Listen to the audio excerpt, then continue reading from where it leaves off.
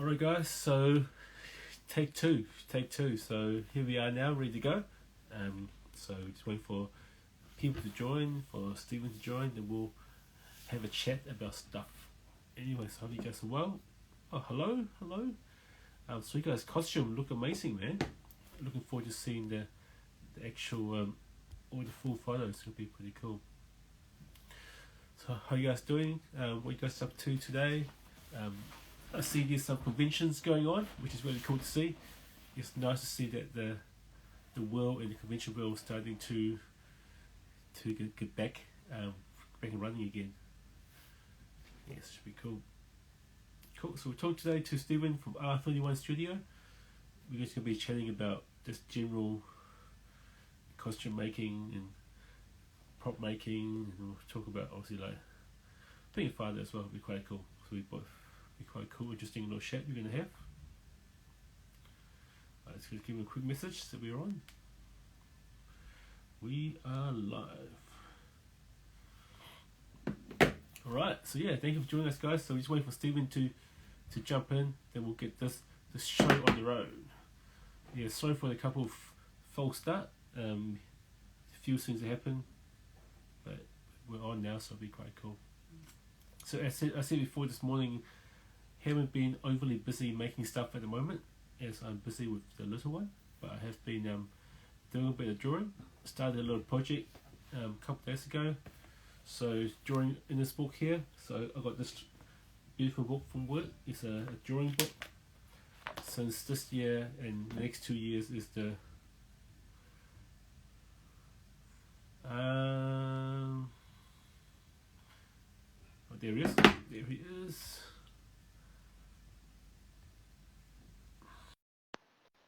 Yeah, so for the next 3 years I'll be drawing this book.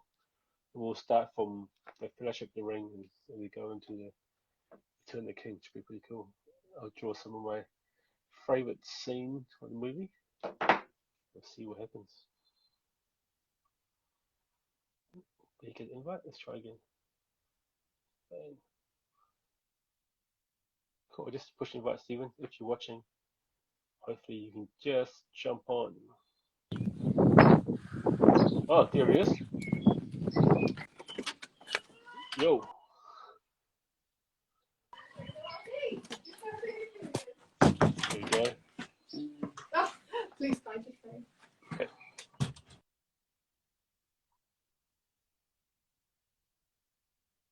Can you hear me? Yep, you break up a little bit, but the signal's not too strong. Nope, buffering. Hello everyone, thank you for joining us. We're just waiting for Stephen to get back. He's back, and we are good to go. How you going? Good man. Absolutely. Yeah, man. Oh, it's been a bit of a mission, eh? Yeah, we look like you had a pretty crazy couple of Sundays. Oh, it's always fun. It keeps things interesting. Luckily, everything's all fine. Everything physically is all fine. Put it that way. Yeah. That's all you can do, man. You just have to sometimes have to roll with the punches. Yeah, you can't do too much about it. Yeah. And I think at the end of the day, health. Anyway, listen. Gone. Yeah, you have to. But especially, as you know, health and family and those kind of stuff got to come first. And that's it. Everything else is just secondary, pretty much. That's it. Absolutely. All right. Why don't we get you introduce yourself to some people who might not know who you are, who's watching right now? Yeah, awesome. Well, I'm Steve. I kind of head up R31 Studios, and kind of kicked everything off back in. Now I'm stretching my memory. Late 2016. That was back in the UK. And me and my wife had kind of just recently got married and kind of saw an advert for London Comic Con and thought we'd give that a crack. And it kind of just all exploded from there, really. Kind of seeing all the amazing costumes, and it's just, kind of blew up and just kind of wanted to build bigger and better. And then kind of coming out to New Zealand, and it's kind of things have just grown and it's kind of gone, I guess, strength from strength, if that's I guess the best way of saying it, for want of a better term. Yep. And yeah, it's just kind of, yeah, that's kind of me, my history. Kind of, I can give you the long version or the short version, but I figured. Yeah. It's quite funny to see like New Zealand being such a small country, but there is unreasonable size of makers here, which is pretty cool. Yeah, it's amazing. And I think what's really cool about being here as well is that I guess no matter the size or the maker, it's like everyone still knows each other to a degree. Like it's, you can kind of be talking to anyone else around you in the world, and they say, "Oh, you know, I know so and so," or you know, your name, to be honest, Sanet is the one that comes up the most. And it's like, "Oh yeah, no, I know Sanet. Yeah, he's a good dude," and all sort of jazz. It's kind of one of the only kind of fandoms in place in the world where you know you can know Bob down the street, that someone else on the other side of the world knows Bob. Yeah, it's such a with social media and internet, it's definitely brought the world a lot closer together, you know, and it's great because if you use it the right way, it's definitely a good way you can promote good behavior and good crafting and so on. Yeah, it's really cool. Yeah. So obviously you made quite a few costumes now. Tell us about your first one you made. What's the first? My very first foray into cosplay, I think that was kind of like a semi-casual. I think at the time, like I didn't really know what the term was it, but you know, almost like Marvel dancing. So I was kind of like went in kind of like semi-casual Wolverine, just with what I had, like literally the casual clothes that I had lying around and some hair gel. And that was kind of like the first, I guess, real intro into cosplay. But after that, it was the first one I made was Bars from Far Cry 3. Which was amazing. That was kind of properly researching, going deep dive into the precise era and type of paramilitary pants that he wore, through to the harness that he's got, even to going on full on mohawk. And I did that as a working in London, and the job that I had in the office I had was kind of full on. You go to odd work, you're wearing a suit, and you got to be smart. And kind of you meet your clients, and I kind of left on a Friday kind of with a relatively decent haircut, come back in on the Monday with a mohawk, and it survived. I think it survived like 4 days before I was unofficially told by management that whilst they cannot tell me what I can or cannot do with my hair, it's highly recommended that if I would like to, it's highly recommended if I would like to continue speaking with clients that maybe I opt for a different hairstyle. So I had to shave it off kind of after that, unfortunately. But no, she should put a hat on, put like a nice fancy hat on, and it's fine. Oh yeah, I can imagine walking around, suit and booted, nice suit, nice tie with a go with a snapback and stuff like that. Just kind of see what they think. Oh, you go with the old school bowler hat, top hat, or something like that. Oh, absolutely. Do you know what? I missed a trick with that. I should have gone for a bowler or a trilby. That could have been. Yeah, man. You could come in with a full-on suit with the cane, the gloves, with a top hat. Here you go.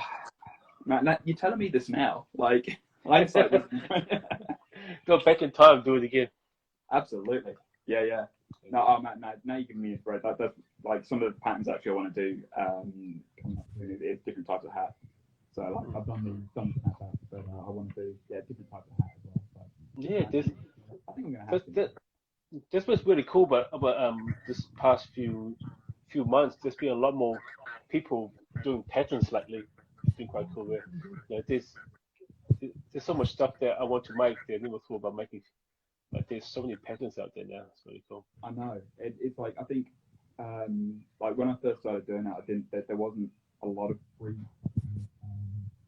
material out there. There wasn't like any free resources, and that's kind of what I wanted to start doing it to allow kind of bloggers to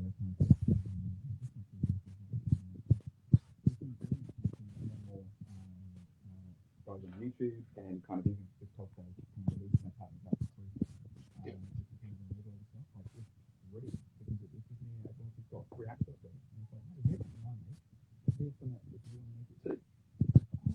No, it's just kind of spreading the knowledge of a lot of making. Yeah, making. Yeah.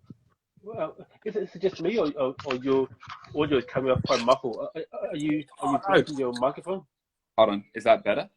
Yeah, it's much better. Yeah, it Oh, was cool. it was cutting in and out. Maybe when Fine. you're holding your phone, maybe you're holding where the speakers and where the microphone is. Do you know what? I think I must have been. I just all I shifted was my pinky, and that was it. Yeah.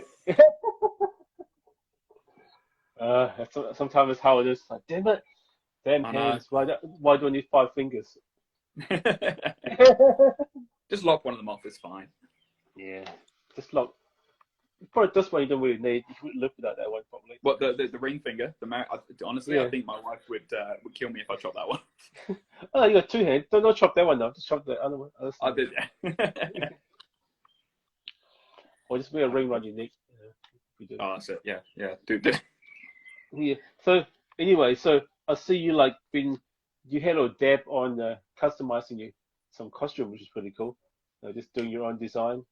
It must be a lot more fun. Oh man, I love it. It's like, don't get me wrong, I like kind of replicating stuff, but I've never been one to I guess the phrase, yeah, I've never been one to kind of want to stay in between the lines. Like I'll always want to add. I mean, I guess, you know, with you and your kind of doing your own tie spins on kind of all the various design concepts, is I like bringing I don't know, the R31 vibe to kind of stuff that I'm making. So that's why I've kind of my most get my words out. My most recent build was just brilliant because that was just completely going off the cuff, making it up as I was going along, and just kind of just letting the design kind of almost flow out and create itself. And it's just, I guess it's a real cathartic experience because it's you're just kind of letting it kind of like design just kind of create itself. One piece will feed into the next, which will feed into the next, and it just kind of all flows naturally. And you don't have to think a lot. Like I actually found it's kind of like surfing. The more you try and do, especially with design, and the more you try and force it, the less it actually happens. So you just got to kind of like, it's the whole do nothing. Just don't think, just do, just make, just let it go, let it flow. It's that whole thing, you know, I find when I'm sketching, sometimes when you do a loose sketch or a gestural sketch, you get a lot more beautiful design. You get all those happy accidents, and you're not so rigid, not so not so strict on yourself to, you know, to go a certain way. It's a lot more fun.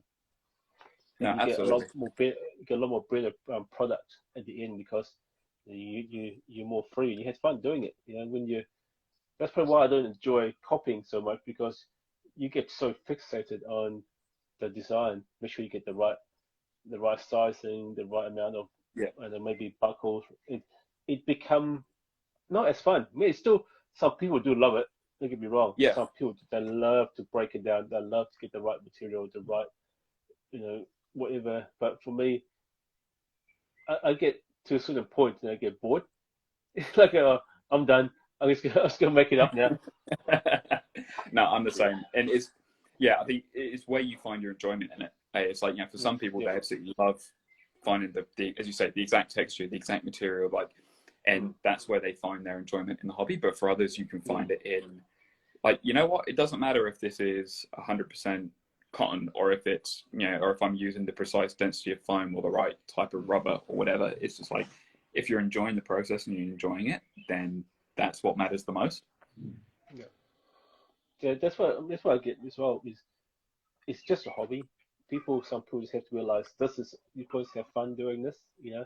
Yeah. Obviously, if your main goal is to make it a career, then obviously you might have to take it more seriously. But at the end of the day, it's still you enjoying yourself. And why should I put so much pressure on myself to take away from the enjoyment? Yeah. Unless you're being paid for. If someone pay you to make the costume, and then you have to make sure that everything's correct, and you know. Yeah. So, yeah. No, absolutely. I mean, I wholeheartedly agree with that, and I think that's kind of why. I mean, that's almost what that is the reason why I've kind of started doing a lot more videos on kind of the mindset behind it all, and that sort of thing. And actually, it's like, you know, for me, it's kind of one of the big ones is, you know, what's your why? Why are you making this? Like, what's the reason behind it all? Because that drives everything else. That will drive the level of passion, the amount of creativity you've got. Kind of it will direct you on the decisions that you take. Because as I said, if it's for passion, well, that's very different than if you're doing it for money. If you're doing it for accuracy, like, and a lot of the time it's like it's all up here, and like that will then drive everything else. Yeah, it is. It's, especially with the way the world is right now. You know, this is supposed to be an outlet, and Absolutely. and what's great, you know, is I'm loving to see all these conventions finally opening up around the world too. So I remember last year everyone was so down and out, and this year it's great to see all these positive, you know, comments, positive energies coming back to the whole makers community again, which is really cool. Yeah, 100%. It's all. I mean, yeah, I'm gutted that kind of we still haven't got, or well, I don't know, it remains to be seen, but kind of conventions back fully here yet. But obviously we had a couple earlier on in the year, so I'm looking forward to that kind of coming back and just kind of it's brilliant, just kind of people's being able to be out and about and kind of sharing their little creativity in that. I'm living vicariously through. Yeah, and it's quite funny. Like it was other way around for us for ages. I know. We had the convention, everyone else didn't. So they were like living through us. I remember feeling guilty for posting about Armageddon in Wellington. I was like, oh, should I post this? Will people be like, you know, feel a bit sad? But as I said, they're living through us before, and now we're living through them, which is kind of cool. Oh man, the amount of people, I think, when it was Wellington was on, like I was doing images and videos, and the amount of messages I was getting from people saying, it's like, why is there no masks? Why is no one there? Why is no one doing this? Why? It's like, well, but at the time, we had no COVID in their country whatsoever, and it's like we are living in this free island. Obviously now that's changed, and kind of waiting to see kind of what's going to happen with the new levels. But I don't think that's a reason to kind of to stop making and stop being creative. We just find different ways that we can express that, and just different ways that we can kind of be part of the community still. And as you say, like online and the internet has brought the world so close together. I think we've seen more and more online conventions happening now, and kind of being able to bring so many more guests and so many more creatives together online than you would have potentially been able to do at an actual physical convention, which I think is one of the plus sides that we've had. Yeah, definitely. I mean, like obviously with Armageddon, they're doing it a lot more with overseas guests. Obviously, but again, for people who like to see celebrity or cosplay people, they want to see it in person as well, which I'm looking forward to. Hopefully next year, then once everything go according to plan, we'll get a few more travelers coming in, and we would go out as well. I do miss going to Switzerland. Hopefully next year get to go back again. Fingers crossed. That's awesome. Yeah, no, that'll be great. No, the same. Yeah. It's hopefully, fingers crossed, I'll be heading over to Australia at some point next year. It kind of all depends on what's happening over there, kind of for those cons. So I think we just gotta wait and see at the moment. Hurry up and wait. Yeah, because like before lockdown happened, a friend of mine, we booked a ticket to Supernova in Sydney. And nice. Got cancelled just so the lockdown happened maybe about a month before the convention. So we still got credits for that. So hopefully you can use that to go to a convention awesome. over there again. Yeah, no, it'd be great. It's the one thing I do miss is decent conventions and be able to kind of go around and actually experience that. Yeah, Miller. That's what I got. This whole thing of we live in New Zealand, we have to go to see the world. You can't stay here in the bottom of the world and hoping people will recognize you. Also when I first started, I was going to do a commission. That was my big thing. And I saw it. And most of my clients were from America. So I said, well, you have to go where the people are. You can't just stay here. So I went over there, and it was so much fun. You get meet guys who you talk to on Facebook or Instagram, and you see them in person. Yeah. It's so much fun. And obviously, people in New Zealand with cosplays here, we have our own little style. It's quite nice to see what the North American style's like, see what Australian kind of style's like, and see what the European style's like. So it's almost like the old school artist movement. You kind of see what each other's influence and each other's ideas. No, I like the American cons. I'd absolutely love to kind of go over there and kind of hit those up and see different people from different states and actually kind of see, as you say, see the people that I meet and speak to online, but I kind of actually see them in person. But yeah, like that's potentially a long way off. It all depends on kind of what happens kind of in the future, I guess. Plus, you know, family to think about. Yeah, family's hard. Yeah. Is it a con that you kind of like, if you, let's say for example, if someone asks you, pick one con, which one you want to go to, which one would it be? I know it's hard, there's so many of them. I don't think I could pick just one con. I'll give you two. Give me two. All right. I'd love to hit up.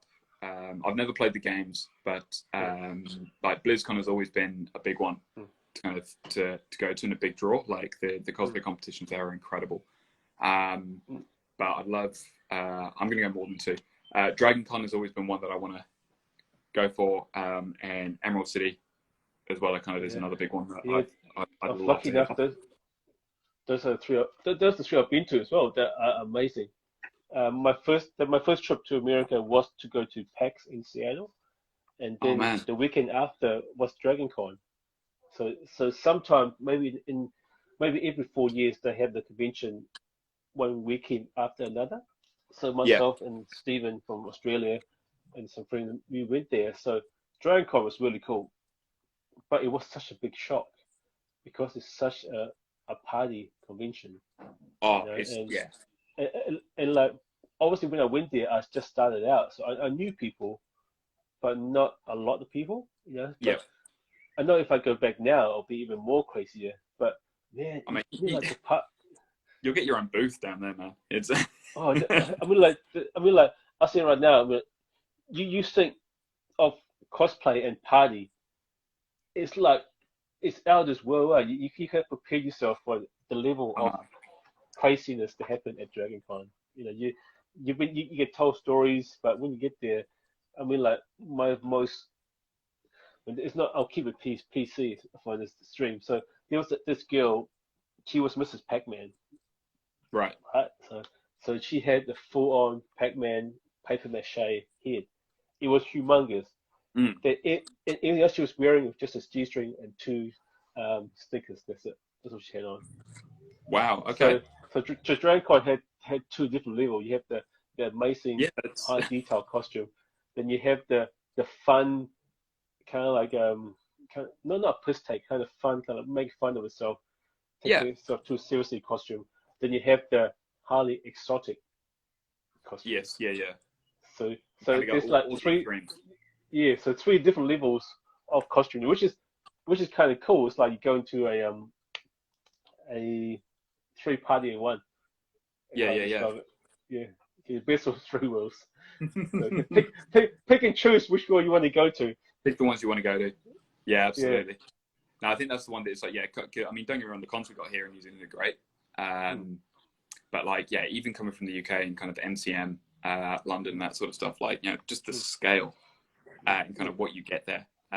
Like, I remember, in the UK and the cons there, and it's a very different kind of experience when I came over to New Zealand. But like, you've got a whole area, and it's just known as, you would tell any cosplayer or any photographer, you would just meet them by the trees, and there's this whole area outside, kind of the main front of the con, and they've kind of, it's almost like resin band or kind of gravel, and they've just got loads of trees around there, and that was just the one point where all the photographers would go out and hang out. And it's just like the photographer zone, and there would just be kind of all these different photographers who've just traveled from all over the country to kind of come down and kind of shoot with all the different cosplayers. That's how it is. Yeah, like, it was amazing. Same with like, I think with BlizzCon, there's an area outside the convention where there's a big fountain, and there's some area of trees towards the right. So those were probably the two main place where people go take photos from. And then DragonCon, I'm not quite sure. I think you take a picture anywhere you can. I mean, there was an upstairs roof on the stairs. People like to go up there as well. When it comes to Emerald City, I've got to say, that is, for me, such an awesome convention. Obviously, we know a lot of people who are based in Seattle or that kind of area anyway, that coast. So for me to ever go there, and Emerald City is known to be such a high cosplay convention too, which is really good. It's one of those conventions where it's a lot of cosplayers, a lot of makers. It was so much fun. Yeah, man. Hopefully you get That's get all good. over there one day. Maybe go by yourself or take the family as well. Oh, here Oh, we like go. Oh, do you know what? If we could afford it, I'd love to bring the family over.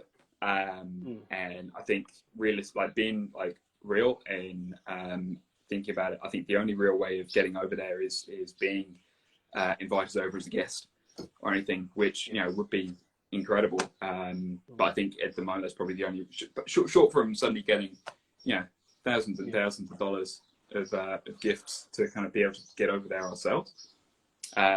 Like we were talking, even to fly back to the UK as a family, it would be about $10,000.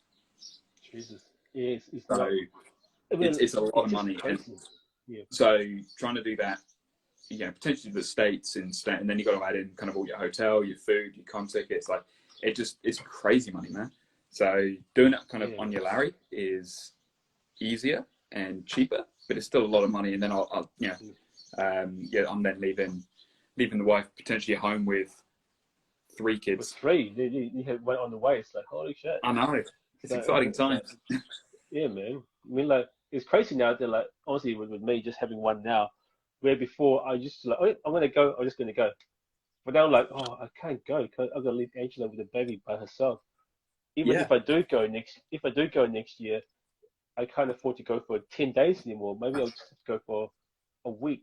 Conventions, I'll have to take 1 day to get there, 1 day yep, to come back. The conventions are for 3 days.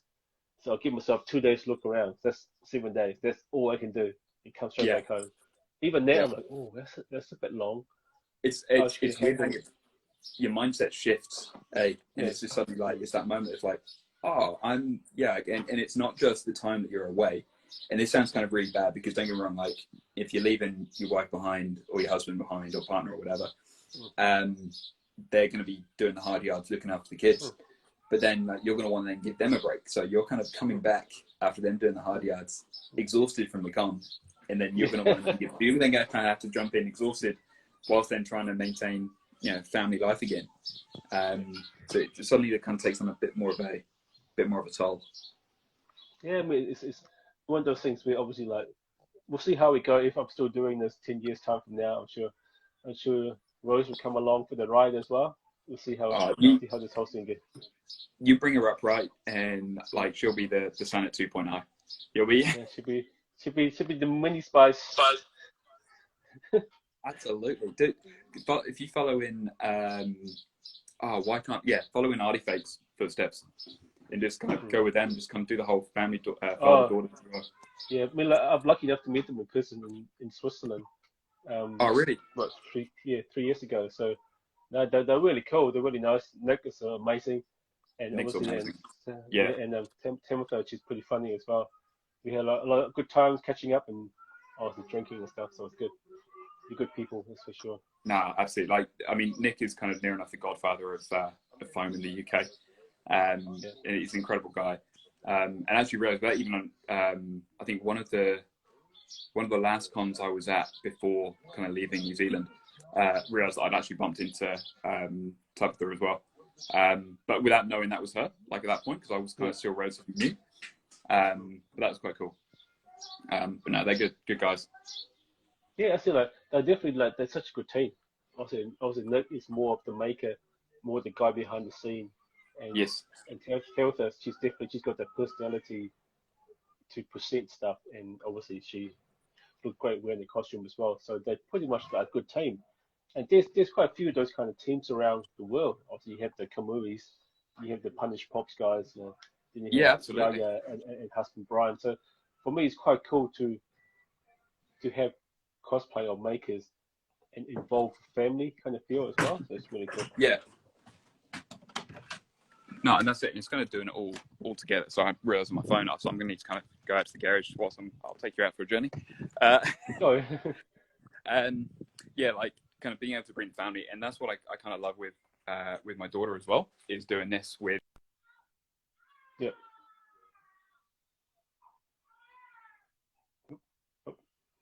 Oh, you're frozen. And, there we go. Is that better? Yeah. Yeah. Or was it give it time That's to what, like, settle? I swear my my workshop and garage area is just it's just like a media black box. Like every time I go out to it, like it just sucks it up. But hey, that's fine. Yeah, so like my daughter absolutely loves it, and I think it's great to kind of actually be, especially as a parent, is a parent cosplayer and kind of creative, is that it's not losing that time with the kids and actually getting them involved as well, because it's so easy to kind of just get so sucked into what you're making, and it's so easy to kind of just get drawn in and just kind of think, oh well, it's sharp tools, it's stuff that spins really fast, it's fun dust and all that sort of stuff, but it's like and it's kind of easy to put them aside and say, oh no, go do something that's suitable for them. But your kids just love spending time with you for you. And so I've actually I've taught Millie, you respect the knife. This is how you hold your knife, this is how you hold the rotary tool to say you do it, because like if they know it early enough anyway, they'll be safe, and I'll never do it with them unsupervised. But I think for me and for them, it's more important to have that time doing stuff than it is me going overboard and making something and then them not ever getting the chance to be involved in that process, and just know that they've lost that contact with dad because he's trying to make something. It's, I don't know, that's just me. Obviously, it's always fun to obviously like make costume for them. For one, it's fun to dress your little kids up, and two, use less material, so it's faster as well. And to get them involved, like obviously painting would be the first thing she'll be doing. But you just get paintbrush, just paint yourself, do what you want. If you can, that'd be quite cool. Oh, that's my that's one of my biggest challenge, because I think I get so wrapped up in something having to look like, if it's looking like a certain way or a certain style, but then you give a kid that they just want to paint it themselves, and they've obviously got their own vision. So like Millie, she loves certain styles, or I say certain styles. She loves getting paint on a brush and just slapping it on. Go for it. So giving her a helmet or something is like, I've just kind of got to make that sacrifice myself and just go, right, you know what? I'm going to make this, and she's going to make it look however she wants, because it's just not going to go the way I want it to go. Yeah, I mean, like I said, like I'll take a story of, we all know Star Wars and Sabine, one of Rebels. So for me, obviously, I'm in the process of making a Mandalorian at the moment. So it'll be quite a Mando costume. So it'll be quite cool to eventually make one for her and get her just paint it herself. So it'll be quite a cool way. You paint it, I'll seal it, we'll wear it, and that's gonna be your costume. Do what you want. So that's gonna be obviously down the road a few years from now, but that'd be quite a cool little project to work on. Yeah, absolutely. I think I'm definitely gonna be doing that. Like I still need to finish painting up the armor that I'm making at the moment, but like that's kind of mostly done. And I think I'm fast realizing that my youngest, I made her the sword. She is just stoked and ecstatic every time she picks up that sword. She's like, my sword, my sword. She'll wave it in my face. She'll wave it in kind of my wife's face, and that lot. It's like, it's mine. This is what I've done, because she just loves it. Yeah. Yes. Repaint costume in Peppa Pig. Love it. They can repaint everything, even handprints. They can do the full finger painting on it. Absolutely. Yeah, man. Yeah, I mean, that's what I find too. Like, the more I teach at Puerto, the more I find it's fun to kind of let go of control a bit. That's what that's my teaching style. I don't tend to be so strict on the students. I don't say you must do it this way. What I do, I give them a brief, and I let them explore their own way. And if they get stuck, then they can come back to me, ask questions. But I don't want to make clone of myself, because the way I do stuff is not the best way. It works for me because that's how I think. But their mind's different than me, so there's no point in me projecting my theory or my process to them where it's not going to work. Just go do what you want. And if it doesn't work, we can chat later. Absolutely. No, I love that, because as you say, it's like there are so many ways, and actually I've seen that in a few tutorials coming up now. It's like saying, instead of saying this is how you do something, it's this is one way to do something, because what works for one, as you say, doesn't necessarily work for the other. And I think that's all part of our journey, and part of the journey of making and being creative is it's finding what works for you. And in being able to express that. Yeah, it's, as I said, like your own person, and you should able to put your own individuality into your costume. Absolutely. Yeah, and 100%. it's more fun. If you make Oh, I mistakes, find it. no one's gonna know. No one's gonna know, except for you. Except you. Yeah, you like And there's a it. whole other thing to try and work out, kind of try and not beat yourself up over. It's Yeah. I mean, like working in industry, you get to know the word. Yep, it's good enough. It's done. You know, you It's can't done. get too pedantic. I guess what's the difference between cosplayers and us in industry? You have that say where if the camera don't see it, it doesn't matter. Yep. But with cosplayers, especially with judging, they look at everything. I mean, the first time I was part of the judging panel, I didn't realize how intense the judging criteria really is. I mean, they will turn the skirt upside down, look at the inside seam, look at inside the armor. I'm like, I don't do this to my costume. What am I doing judging this contest? You know, Yeah, the yeah. level of detail and particular detail is crazy. No, 100%. Like it's quite funny, kind of. I see, every time you see kind of movie props kind of go up on those like auction sites and that sort of stuff. Yeah. And it's like the guns are just neoprene, or just like rubber pistols, just all black, like nothing, like no details, nothing. It's just because, as you say, the camera's not going to see it, especially if it's moving. And so it's like, I think that's for me, and I think that what helps a lot of people is actually a lot of cosplays and a lot of construction is well over and above what you would see in the industry, and yet people are still trying to focus on, I've got to get it film quality, and they're kind of already building it like 100, 200 times better than what theoretically what you'd see on the film. Yeah, I mean, like, Not saying putting that, down though, I mean, what's in the yeah, film. oh no, it's not. I mean, it's how it used to be back in the days, but now, for the last maybe 4 or 5 years, with the 4K, 8K cameras, we got to the point now where background have to look as good as the foreground. Obviously, they won't be as comfortable, but they have to look as good as the foreground because the camera is so detailed now. You can be the fifth guy, the fifth row back, but the camera will still pick you up. It's not like Lord of the Rings days, or before that, where you kept some guy in a wetsuit or some guys in knitted armor. Now the last guy's costume could be as good as the hero shot who's in front of the camera all the time.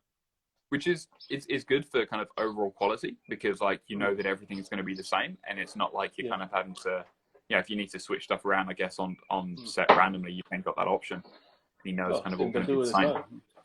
That's what the directors always do, because they see someone, he look cool, put him in the front. If his costume is terrible, actually no, he can't come in front. You have to do a quick change. So, and just kind of gives you that flexibility. And it's awesome. Cool. It's good for us in the industry to work on beautiful pieces, not to say, we just work on background, but the background is as beautiful as the foreground, which is really cool. Yeah, no, absolutely. The amount of stuff that you're making over there, and kind of like all the kind of the beautiful sets that kind of you and the team are doing is incredible. Like just seeing like the detail work in that, it's amazing, man. It's just kind of seeing the sheer creativity and productivity over there. I mean, it's like, as I said before, people would like to they look at the film industry as professionals as being so kind of put us on a pedestal. For me, it's the other way around. I always say that makers and cosplayers, you guys do everything. You guys are the designers, you are the makers, you are the painters, you are the 3D modelers, you are the marketers. Where people who work in industries, some people are just painters, some people are just costumers. So that's why I get a bit, people kind of like look up on professional a bit too much. It should be the other way around, because like it's always getting awe with. I jump online as you are too. You see so many people in there who does the most amazing thing. They just do it as a hobby. I know, it's crazy. And their stuff, as you said before, is probably just as good or better quality than what we do in the industry. So it's like, what are you guys doing looking up to us? We should be looking up to you. The only big difference is we have more experience and we make it faster. Yeah, I was about to say, the speed of what you guys can turn around. I mean, but as you say, that comes from experience, and that comes from kind of each thing having its own kind of conveyor belt of process. Whereas, like, you know, and you're doing it as a day job rather than someone who's kind of trying to fit in work, family, potentially other hobbies around as well, and then kind of doing all that, like, and eating and spending time and socializing, as well as producing a movie quality or a competition kind of quality cosplay that's beautiful inside and out. Yeah, I mean, like, how dare life get in the way of us making stuff? How dare that? Oh, you know, it, like, I'll be honest, like, and I feel almost bad for saying it, but like, I did get to one point of like, it feels like, as you say, life is getting in the way, and it's just like, and I had to catch myself, because it's not life getting in the way, it's what I'm choosing to prioritize, and it's kind of what I was suddenly realizing. And, like, you know, I found myself like, literally almost every night, as soon as we had dinner, or even kind of, you know, just before or just after, I would want to sit there and work and craft. And, like, that would be the one thing that I would do. And then kind of when we moved out to New Zealand, kind of as soon as my daughter was in bed, that was it. I would then go out to the craft room. And it's like, I had to learn the lesson that it's not all about that. And that, you know, you schedule your time in, yeah, great. Like, and you know, have craft evenings or see what you can work with. But it's realizing it's what you prioritize that kind of you put your effort into. And I think that's been a big game changer for me, is actually suddenly thinking that this is one thing that I love to do, don't get me wrong, but there are other things that are kind of more important. So, you know, as you say, like family and that sort of stuff. And then it's just, that was interesting. Yes, it was. It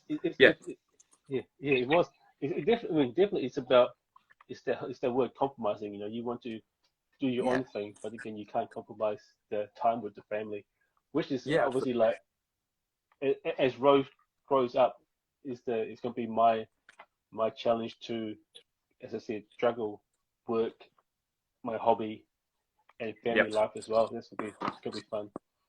Yeah, not do that. There we go. Yeah. Nah, it's.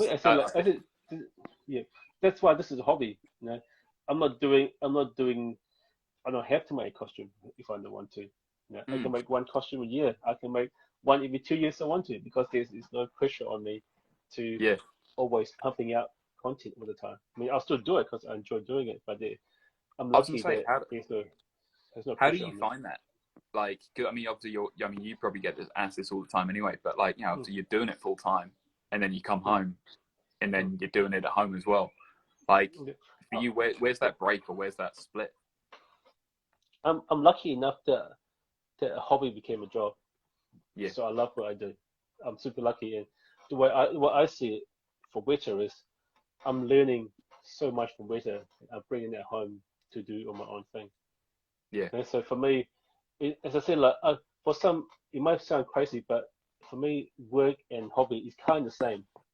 I have as much enjoyment from both.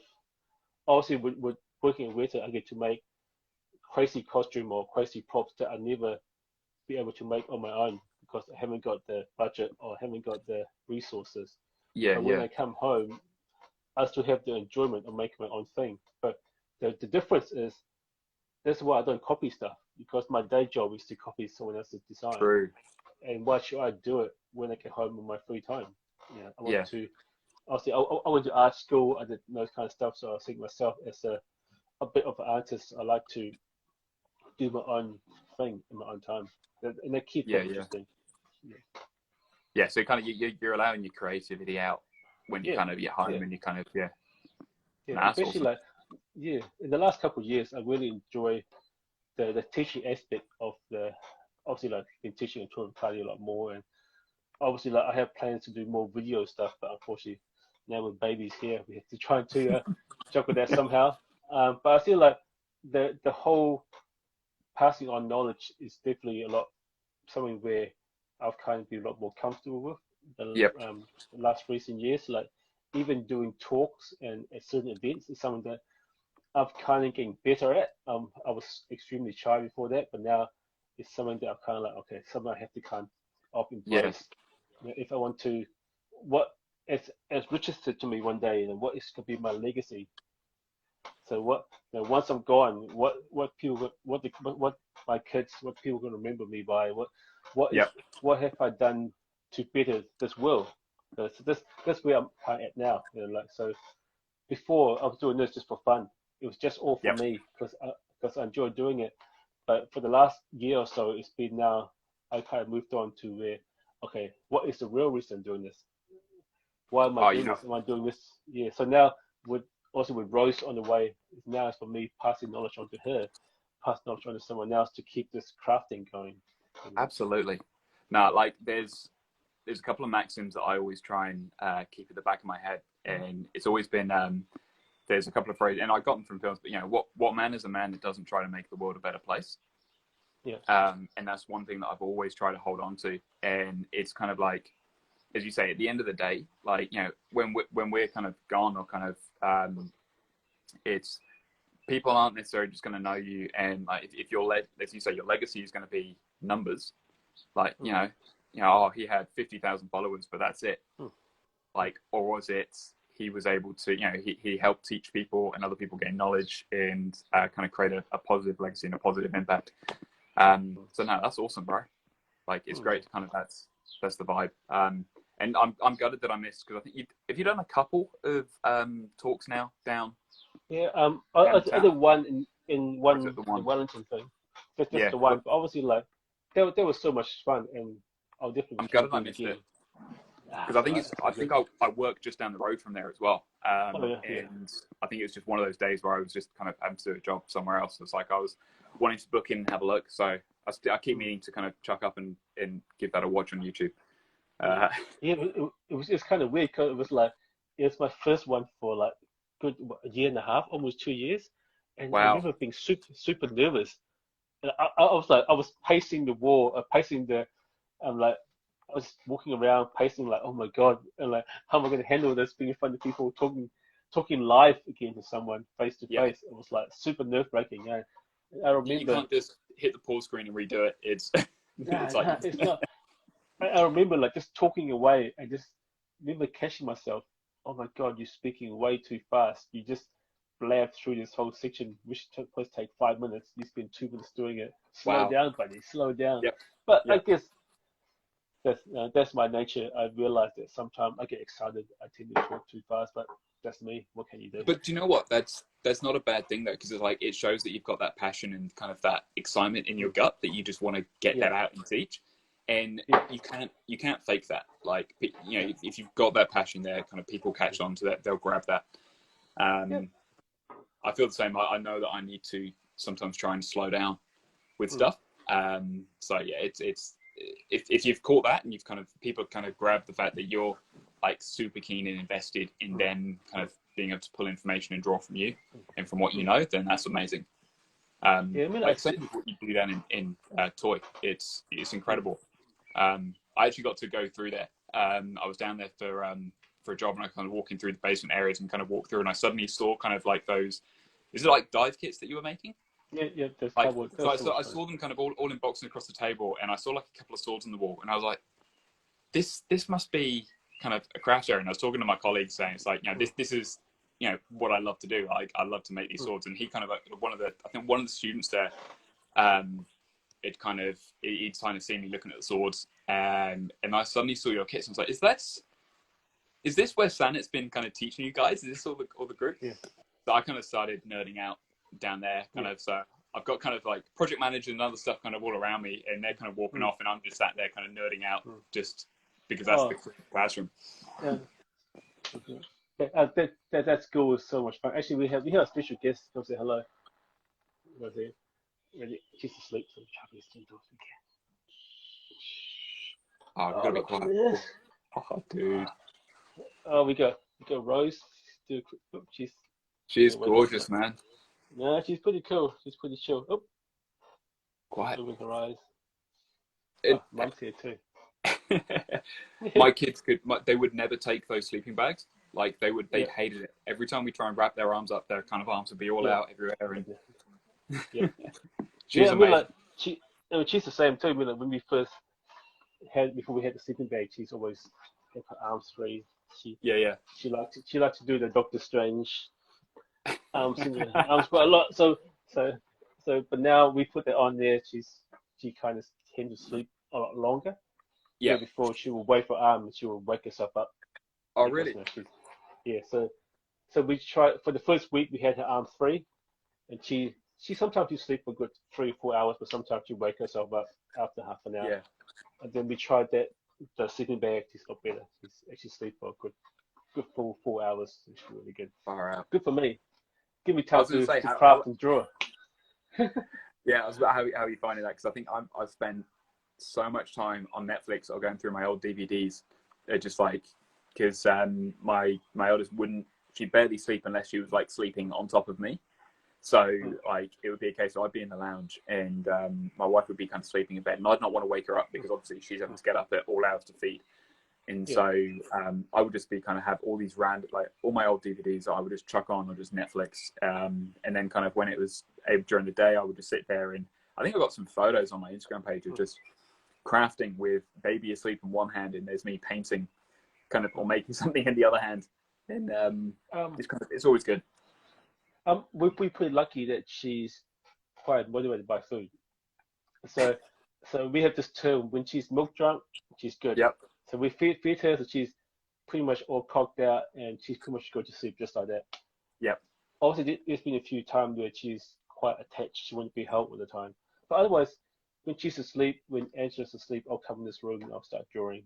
So I've been lucky so far that I have quite a bit of time to draw. Obviously, I can't make stuff just yet, but I'm lucky so far that when she does sleep, it does give me a lot of freedom to draw, to play with the game, watch with Netflix. So it's been kind of nice. Yeah, it's really good for now. Enjoy it. We'll see what. Enjoy it. That's kind of what even in kind of like on the weekends, like we still operate like quiet time for our eldest, and that's kind of nap time for the youngest, and kind of that's normally the time it's like, right, okay, I've now got an hour and a half that we can either veg out, relax, or kind of I can kind of shoot out to the workshop. But I think as they get older, I've been finding it's been mostly more like once everyone else has gone to bed, that's kind of the time then that I've then got a few hours that I can then go out in the evening. Kind of everyone else is asleep, and that's the time that I spend to craft now. Yeah. I mean, I'm lucky that she's pretty good with noise. She'll be asleep. I'll start vacuuming. Get her used to having noise, because obviously we have to share this room eventually. So I won't get to a point where if I do have to craft with a heat gun, the noise not going to interrupt her, which is good for us because we don't want her to be too precious when it comes to noise. You know. Yeah. So she's pretty good. So she'll be sleeping in that room. I'll vacuum the house and whatever. All right. So it's pretty test good. it, kind of see, get the rotary tools out and just start. Yeah, exactly. I've been told that babies do enjoy noise anyway. They like that kind of white noise, and the thing like with the vacuum cleaner and the heat gun, it's that kind of like zzz kind of noise. I say it won't bother them unless it's like a sharp like banging noise, which is probably to wake her up. If it's constant, you're making that noise when you're crafting, you're probably doing something wrong. Start smacking the phone like, damn it, work. Yeah, no, it should be good. I mean, like I said, like it's going to be an interesting like period of testing out. What can I do, or what I can't do? But I feel like in the day, she's going to come first. If she's not going to go to sleep with me crafting in here, then I won't do it when she's in here. Just simply that. But I'm lucky enough that I still can do stuff if I want to. And that's kind of like where it's at anyway. I mean, I think that's why, it's creative. Like we just like to experiment anyway, and kind of we like to try new things and kind of see what works, what doesn't work. And I mean, that's all about parenthood anyway. We're always figuring it out, like what works for one. And you'll find, as and when or if it's like, I found with our two kids, what works with one does not work with the other. So it's like the rules always change. Yeah, I mean, like, it is now. I mean, like as I said, we had the first. It took us a couple of weeks to get her kind of like sleeping pattern, but routine going. We had to find for like 2 or 3 days, and then she changed just like that. So, as I said, we might be fine now, and come back tomorrow. She will change her mind and she'll do something else different again. So, he's paused. Still paused. Let's get a circle going on. Yeah, anyway, guys, so it's been really good, just having a chat about stuff, and I said hopefully that be able to do a lot more crafting and stuff once the baby get older. Steve, his post, his pause, he's gone. Let's try to come back in. Fingers crossed, it's gonna work. We're back. I have no idea what happened. We're back. We're back. Sorry, man. This called internet. Sometimes it doesn't want to work for you. Yep. Yeah. No, I said before. I mean, like, it's gonna be fun figuring out what I can do, what I can't do. As I said, like, it's a hobby. If I can't do it for a while, it's fine. But I still can draw. You know, for me, I still be able to draw stuff, design.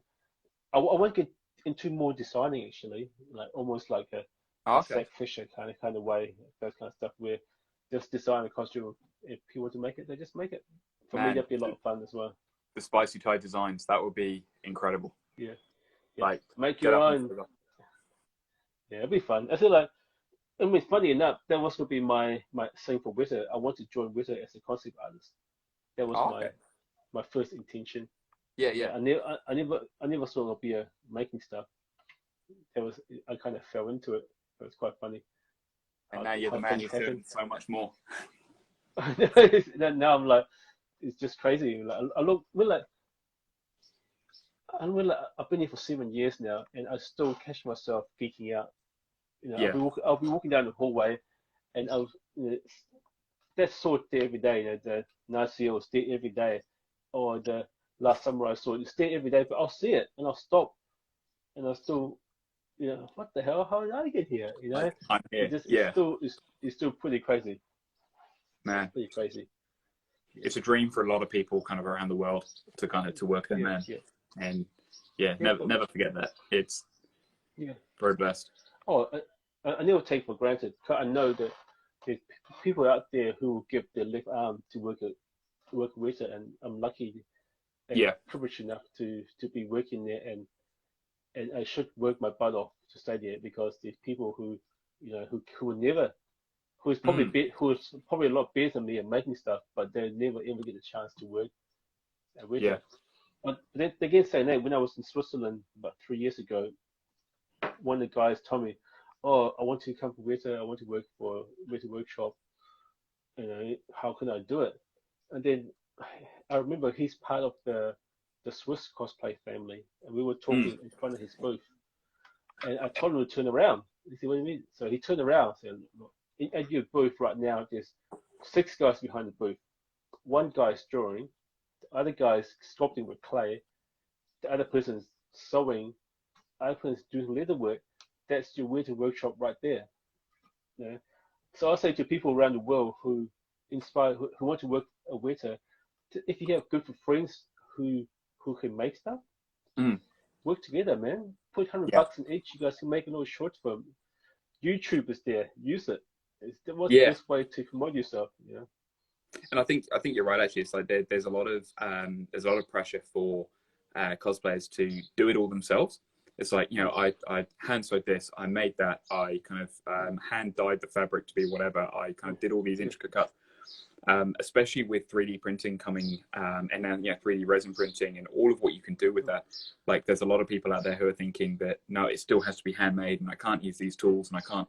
It's like, well, actually, no. One of the greatest kind of things that we've got available to us now, especially with the world opening up between each other, is collaboration and working with each other. And I specialize in foam, but that's not to say that I won't work with other people if I need certain things 3D printed, for example, or I know people who do sewing and that sort of stuff. It's, we want to collaborate with others who've each got their own specific skill sets that can kind of contribute, and that's then when you share each other's work as well.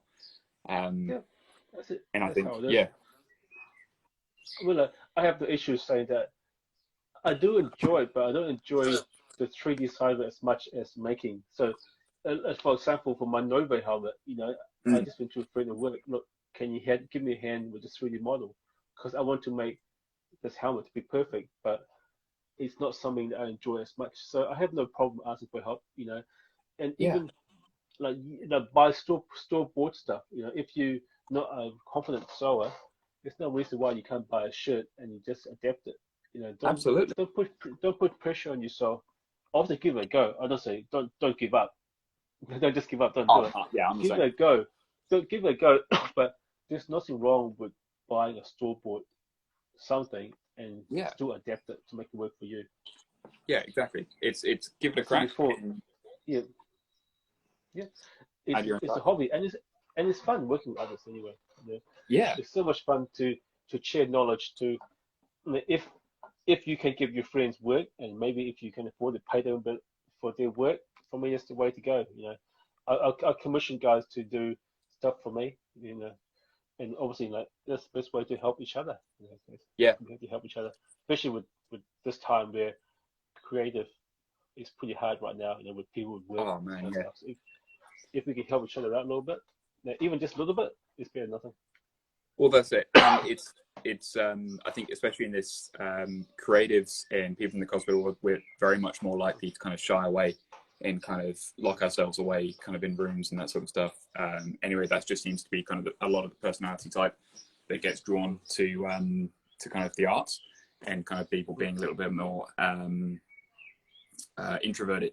And so being able to have other people that you can collaborate with, or kind of even talk through and have costumes, to kind of, it just, especially during these COVID times, gives you that a bit more of ability to have that socializing, kind of get out a little bit and kind of get out your head and just have more social interaction. So I think it's very important. It's healthy all around. And it's fun. It's healthy for them, healthy for you to keep the connection going. Yeah, and absolutely. especially when if you're doing like a crunch for a convention, video call someone, have a crafting session from around the world. You know, you can. Yeah, That's so cool. Yeah, never feel you're alone, because sometimes when I first started anyway, you do feel quite alone because you're crafting by yourself, and sometimes just to have someone there, talk to video call to, that could help, because you can bounce idea, you can chat. Most of the time you might be by yourself in the garage at 3 o'clock in the morning, and it's nothing worse being there by yourself 3 o'clock in the morning. Now you can find someone around the world who's for them it's daytime or lunchtime. Yeah, exactly. You know, it's fun.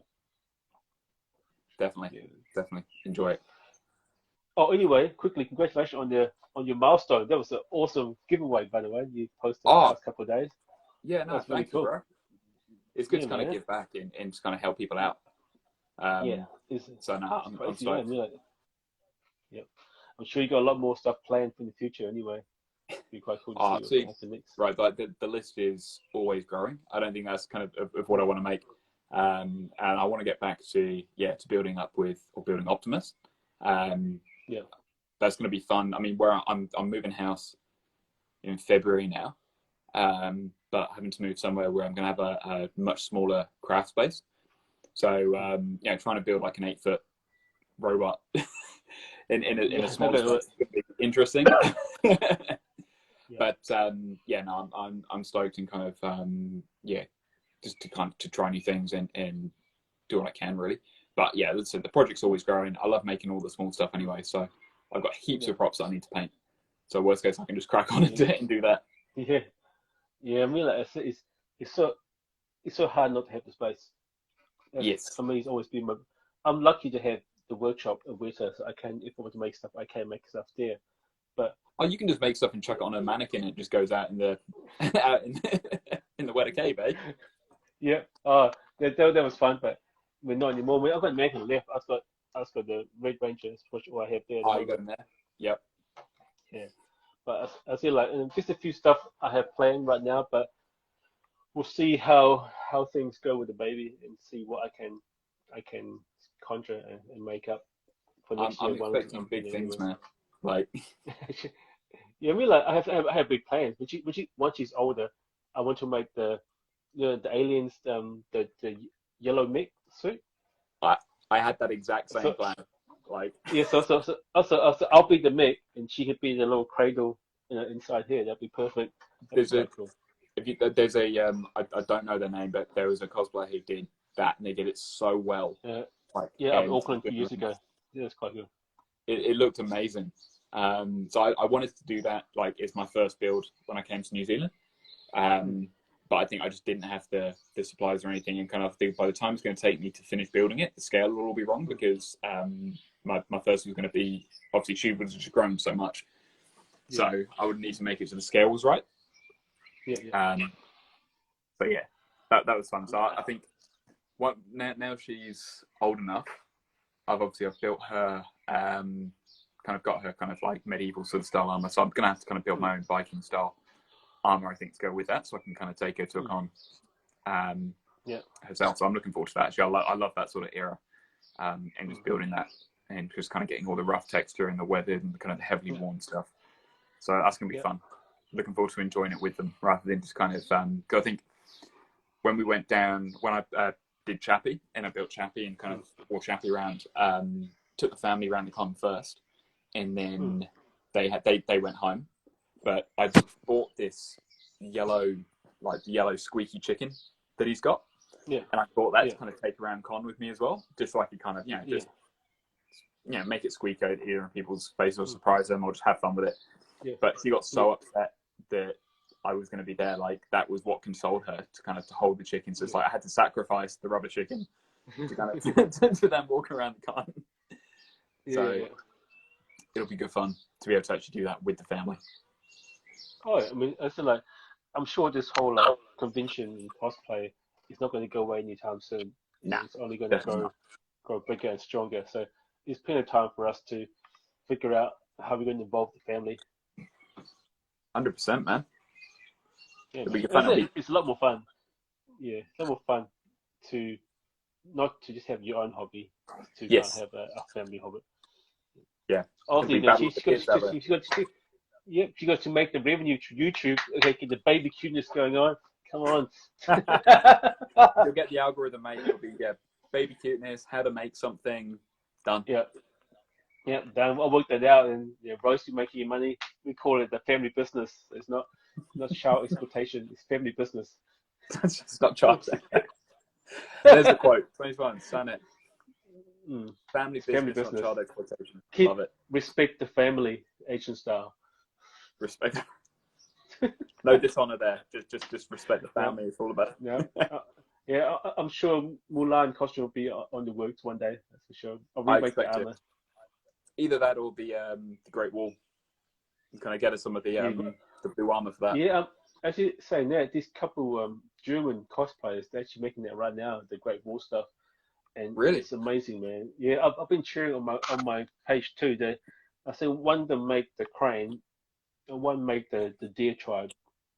Obviously, we didn't make the armor, so I could help them out and all with that.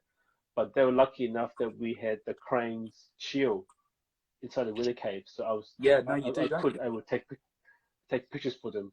Otherwise, I couldn't. But their costume, man, it's amazing. If you have a chance, there's a link on my live to their stream. This stuff is amazing. Yeah, I mean, the crane armor itself, all the individual scales they've done it, all handmade. So this stuff's really cool. If you guys have time, you can check them out. I'll put a live story on this after I'm done. You guys can put it out. You need to check it out. Oh, those European cosplayers, and they're pretty crazy. Oh, they're amazing. Like I was gutted when I was going down. I wasn't gutted because I completely respect the reasons why.